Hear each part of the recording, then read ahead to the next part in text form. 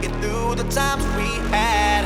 I see it now, I see it now. Hey guys, welcome back to my channel. If you are new here, my name is Misa and I do complexion related uploads Monday, Wednesday, and Friday. I like to help you figure out the best foundation, different techniques to achieve that flawless complexion at any budget. So if that intrigues you, please go ahead, subscribe, and let's get into the video. Today we are trying a foundation. This is the Too Faced Dewy You Full Coverage Foundation. This claims to be long wearing. It's supposed to give you a dewy finish. It's supposed to be really hydrating and brightening. I'm a big fan of the Tutti Frutti line. I've tried their hydrating primer and it is absolutely beautiful. And so I picked this up about a year ago and I've been really wanting to try it since. I've only used it a couple times. There are 20 different shades and the price of this is $36 for 1.35 ounces. So you're getting a little bit more product. I am going to go in with a primer really fast. This is the Smashbox Primer Oil and I love the packaging on this. It's heavy. It feels absolutely worth every penny. Hydration that this offers is just, I don't know. I don't know what it is about oils that hydrate dry skin so well. Today I'm going to go in with a brush and a beauty blender. I've used this with a brush before, never with a beauty blender, so I'm wondering if maybe that will offer some kind of finish that I haven't gotten before. I am going to put some of that on my hand. We'll just start from there, going with the beauty blender. My shade in this is warm beige. I am a medium tan skin tone with a neutral undertone. And I have dry skin.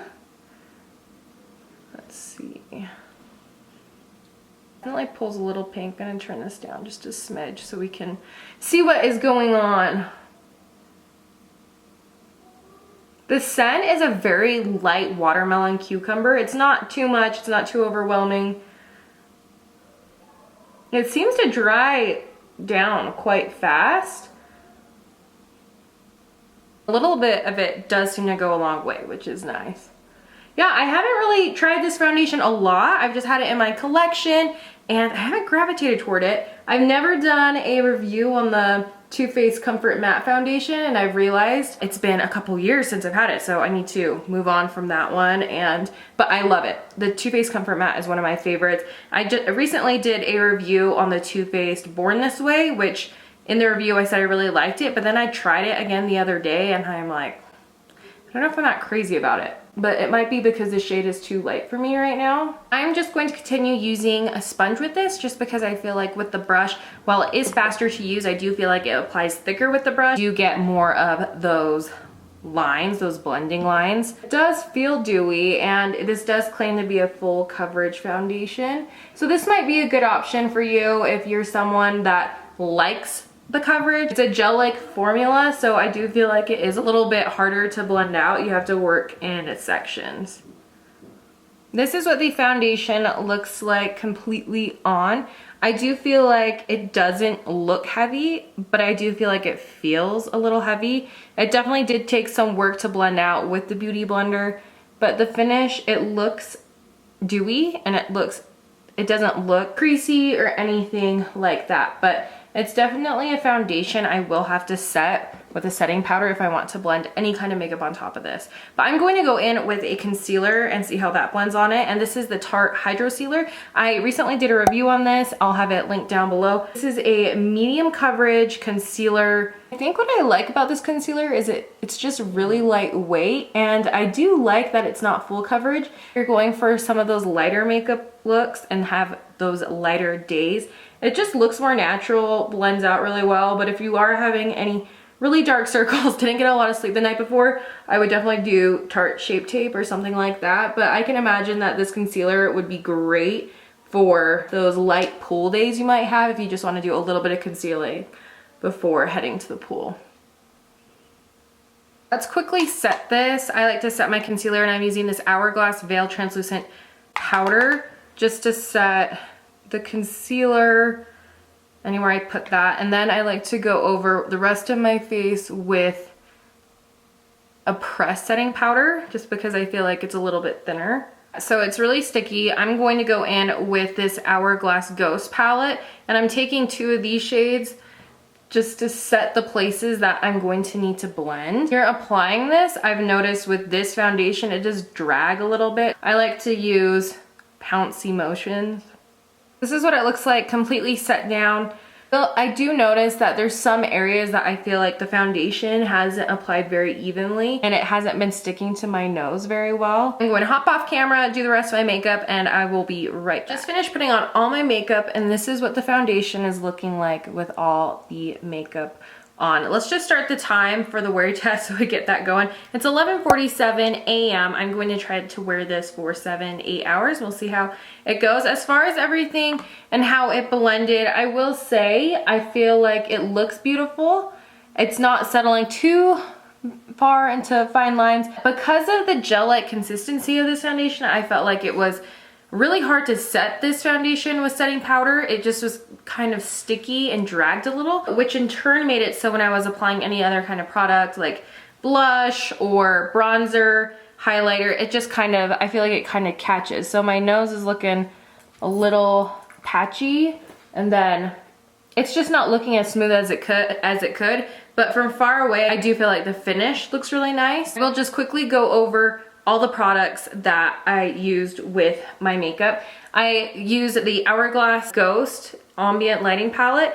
Here they have two ambient lighting powders which you use to set your makeup to give you kind of that inner glow. This is a strobe light, which is their highlighter, bronzer, and two blushes. So this has been a fun palette. I've only used it a couple times. I have a video on this link down below. For my lips, I use this Sugar Petal Fresh chapstick. It has SPF 15, which I absolutely love. And then for my brows, I used this combo. It's been my go-to combo. It's the Total Temptation Brow Definer and the 24-hour brow setter. To set everything, I used my Pretty Fresh Colourpop Hyaluronic Acid Setting Mist. I was on the fence about this, and then yesterday I really started to get sold because I sprayed it all over my face. It looked so beautiful, just hydrated and glowy. So I've been really excited to continue using this. I'm going to go ahead and wear this foundation throughout the day. I will check in with you and we'll see how it goes.